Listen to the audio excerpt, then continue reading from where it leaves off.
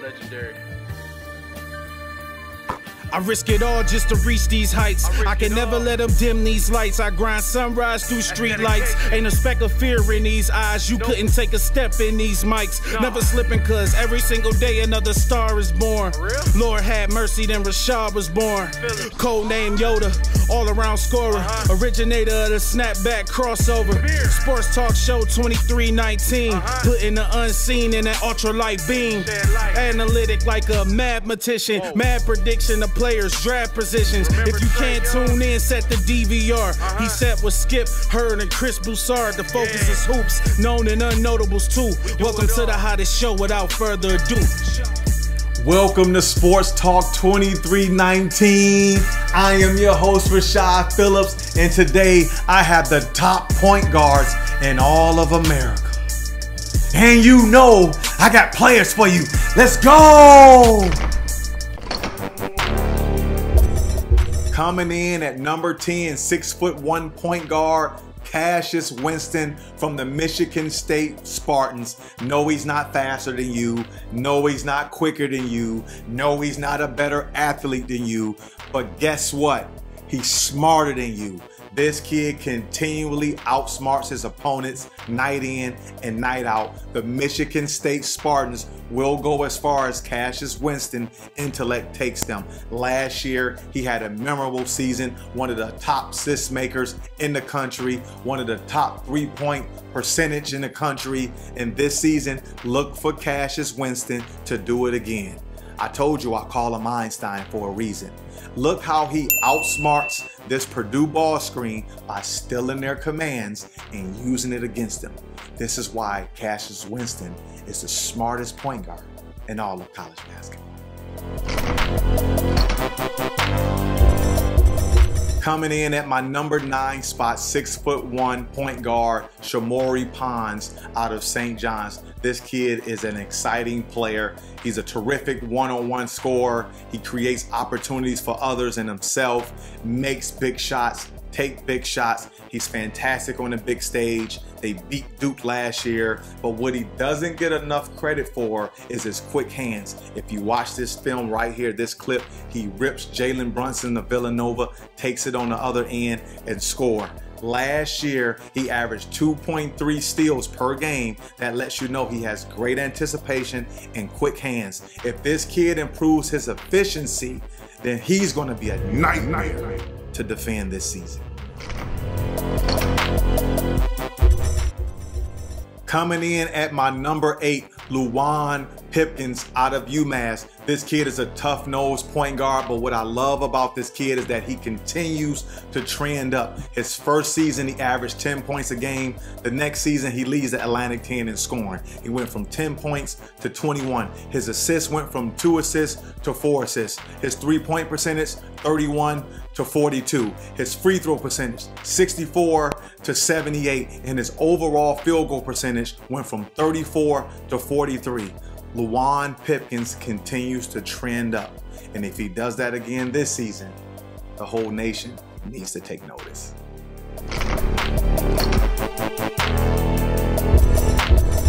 At my number 7 spot, out of Colorado, McKinley Wright, 6' guard. This kid is tremendous. The attribute that comes out to me when I think about this kid is he competes, he competes, he competes. McKinley Wright accepts your challenge. Last season, he averaged 14 points, 5 assists, 4 rebounds, and he put together some impressive games last season. December 6th against New Mexico, 12 points, 10 rebounds, 4 assists. 9 days later against South Dakota State, 30 points, 11 assists, 9 rebounds. On February 7th against Arizona State, he put together 20 points, 11 assists, 8 rebounds. This kid comes to play. He's fearless, he competes, and when you see Colorado on your schedule, be prepared to do battle.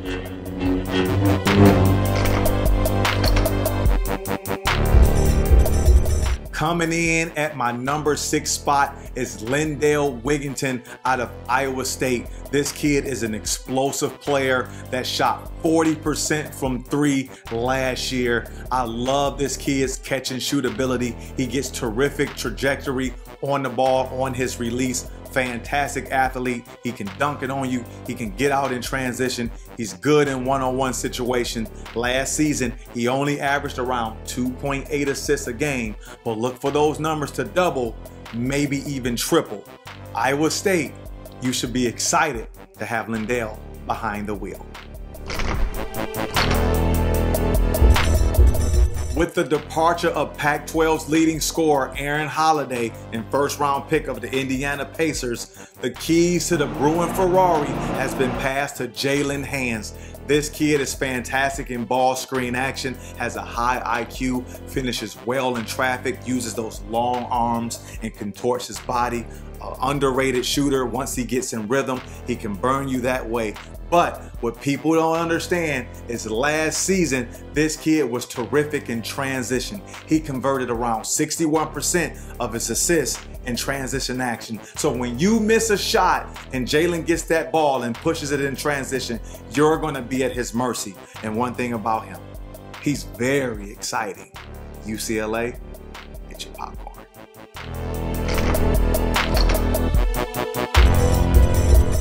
Coming in at number 4, LSU's 5'11" point guard, Tremont Waters. This kid is as electrifying a point guard that you will see all season. High octane scorer, terrific balance, fantastic one-on-one. He reminds me a lot of Shabazz Napier during his UConn days.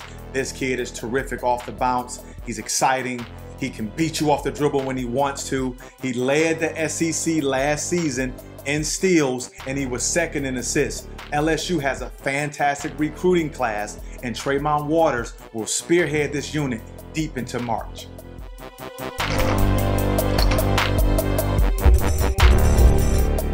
Coming in at my number 3 spot, Ja Moran out of Murray State, 6'2" point guard. This kid is a multifaceted player. He scores, he dishes, he rebounds. Last season, he averaged 12 points, 6 rebounds, 6 assists as a freshman while playing alongside NBA guard Jonathan Starks, who's currently with the Minnesota Timberwolves. But I personally watched this kid play against my alma mater, University of Detroit, and he almost tallied a triple-double, scoring 17 points, 9 assists, and 10 rebounds, and he was clearly the most talented player on the floor by a huge margin.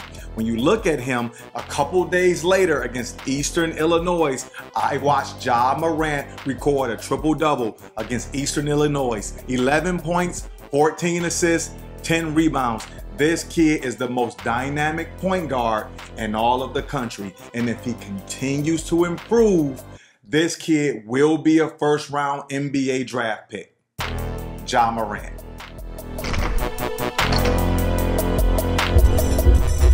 At my number 2 spot, John Elmore, 6'3", Marshall University. This kid is the best pick and roll point guard in all of the country, bar none. Last season, he led Conference USA in scoring and assists while leading Marshall to a Conference USA tournament championship and the NCAA win. Despite not having great speed or fantastic athleticism, what John does is he beats you with his impeccable footwork, extreme craft, and deadly jump shot. John Elmore will go down as one of the Conference USA's greatest players from a scoring standpoint and an assist standpoint. If you see Marshall on your TV screen this season, put the remote down and watch John Elmore.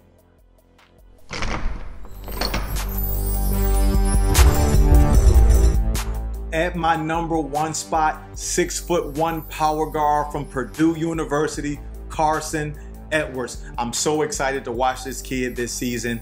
He's athletic, he finishes well, he dunks it on you, he gets in your face, He's fearless, all the above. This is the consummate prototypical point guard. He looks to make other guys around him better, even though last year, despite only averaging around 2 assists per game. But this season, look for those assist numbers to go up and look for the Big Ten leading returning scorer to get those numbers up as well in that department. Carson Edwards is the real deal.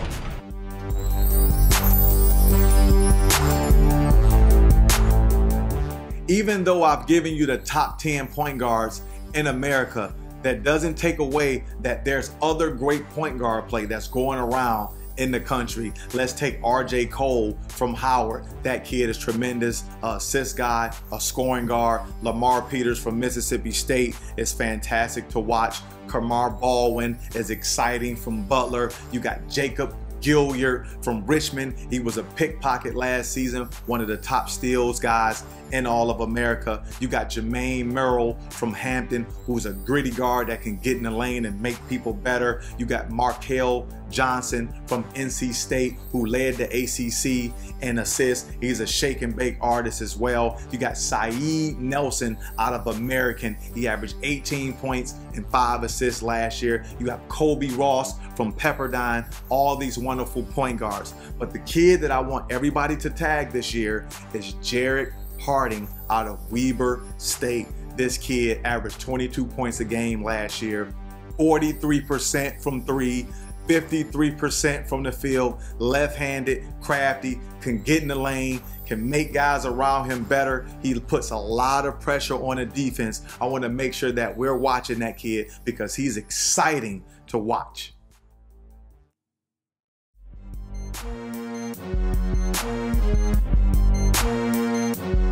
Speaking of great point guards, today I decided to call up last year's most exciting point guard that college basketball has seen in quite some time. None other than former standout from Oklahoma and now Atlanta Hawks point guard, Trae Young. Trae, welcome to Sports Talk 2319. What's up, man? Appreciate you having me. Yeah. Absolutely. Look, let's get right into this, Trae. I want people to hear what we got to say. The season you had last year, it set college basketball on fire, and rightfully so. And it's left many in admiration of what you were able to accomplish. What was your biggest adjustment that you had to make from high school to college, if any? Well, I mean, everybody makes an adjustment. Whether it's getting stronger, whether it's adjusting to the flow of the game.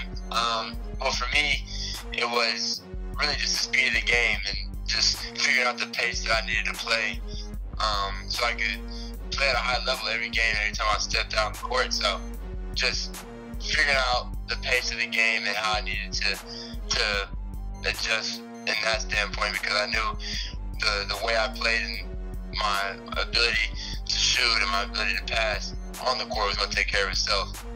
When you start watching film and you start learning the pace of the game, and you got that going early. I watched that game against Oregon when it was like you had like 43 and 7 assists. That was a fantastic game, and I knew right then and there that you had figured out the pace of the college game and you were going to get going from there.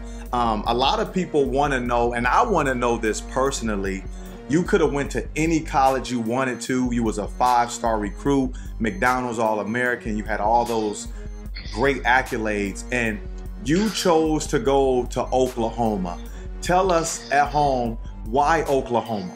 I chose Oklahoma to stay home for multiple reasons. And one of the biggest reasons was I knew I was going to be able to go there and play for a really good coach and play in a really good system that fit my game really well, and I was able to show my ability the best way. I really think that helped me take that next step in being a really good point guard, a great point guard in college basketball. And also, it doesn't hurt that, I mean, I was 10 minutes away from my house, and being able to have that support each game, after every game, I'd be able to walk out that tunnel and see my parents, see my family. And whether it was a good game or a bad game, I was able to see the people that were there from the beginning. And I think being a college kid, and if you want to do something special in college basketball, I think being in the most comfortable situation is really the ultimate factor to having a really good, successful season and career. So I think that was the best thing. And I can relate to that myself, Trae. I chose my local college at the University of Detroit, and I was 10 minutes away from home too. So seeing your mom and dad in the stands does give you that extra motivation. Yeah. So I can definitely see why that played into your favor and having that great season, and also playing for such a great coach in Lon Kruger. There's a lot of people, a lot of freshmen that ask me for advice, and while I have you on Sports Talk 2319, I want to get yours on what advice would you give any incoming freshman point guard going into college basketball, or just an incoming freshman period, in regards to helping them being productive on the court? If I could give any advice to kids coming into college basketball and picking a school, it just, for me, I would just tell them, focus on where you think you can be great, where you can succeed. Don't get caught up in, who's who and the name of the school, because ultimately, you got to focus on the name that you represent, and it's your family, and it's your last name, and wherever you feel like you can go and succeed in the classroom and on the court the best way to represent your family and your last name. That's the only name that matters, and you can do anything at any school. It's your name that matters the most. Just being comfortable, understanding where you're at, not getting caught up in the bright lights, and just understand that your talent can match anywhere you go, and you've proven that as well when you chose to go to Oklahoma. So that's fantastic advice for you kids out there listening to Trae Young tell you, your talent will go and it will translate anywhere you go. I want to switch gears, man. I want to talk about your dad, man. That's my guy, Trae Young. Yeah. A lot of people, don't know this about your dad, but your dad was a big time scorer. He went to Texas Tech. He scored over 1,500 points in college. A lot of people don't understand that's a ton of points. He was a scoring guard, a lot like myself, a smaller guy. He was able to get in the lane. He was able to finish. He made some big shots. A lot of the things that I see you do, Trae. So a lot of people don't give your dad enough credit on how he was able to score, and I see flashes of your game with your dad. So how much of your dad's scoring mentality has rubbed off on you? Oh, I think a lot of it has. I've watched, it's crazy because I've watched VCR tapes of my dad play. That's all. You can tell we watching my dad's tapes. We pull up the VCR and all of that. But I've watched him play in college. He could really score.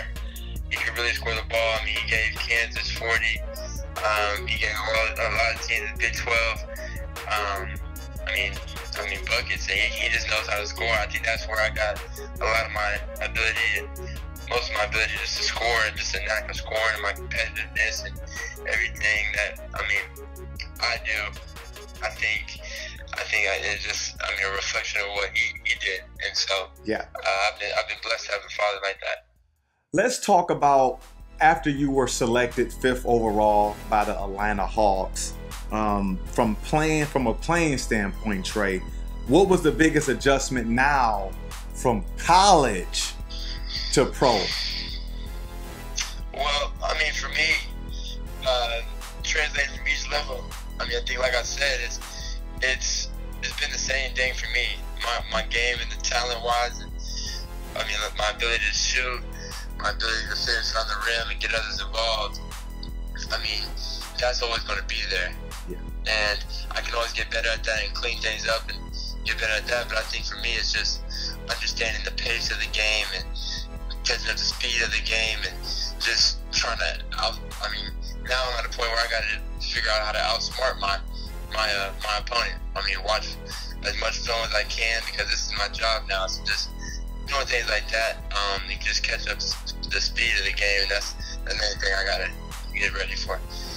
You guys had a big acquisition this summer, and it didn't get enough media attention like I thought it was, but the Atlanta Hawks, you guys signed Vince Carter, And I believe that was a huge pickup for the Atlanta Hawks. I believe Vince, he will keep you young guys grounded, teach you all how to be professional, and keep that locker room intact.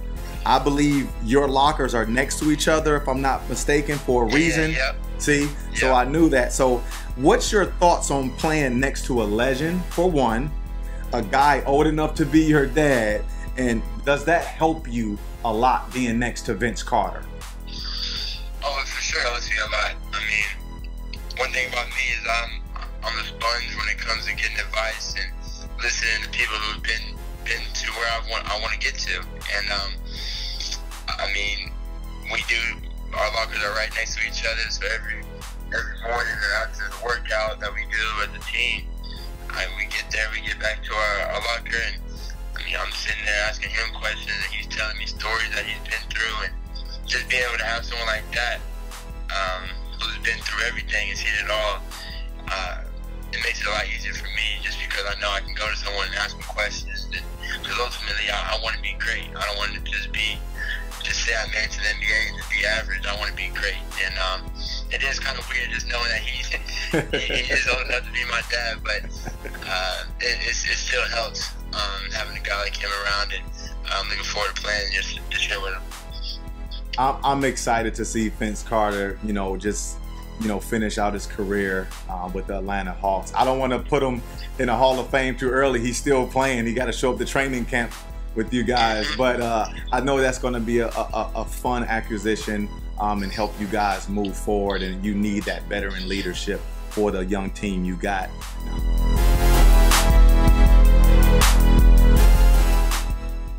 Before we close, Trae, I want to share my Yoda wisdom with you as you embark on your journey of prosperity. And I want to use the game of baseball, because in the game of baseball, the ultimate goal is hitting a home run. But there's a process to becoming a home run hitter. And that's first learning how to make contact with the ball and reaching base safely. See, what makes a great hitter is timing.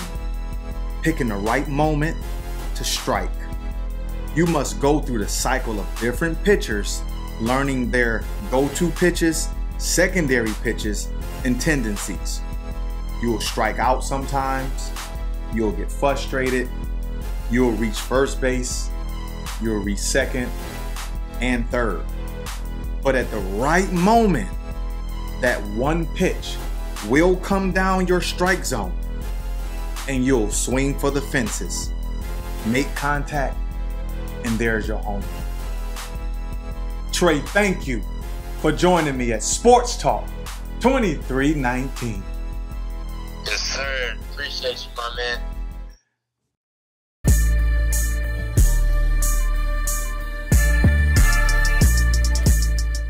I hope you had just as much fun as I did today, naming off some of the country's best point guards. As the season continues to grow and move forward, there will be more names added on to the list.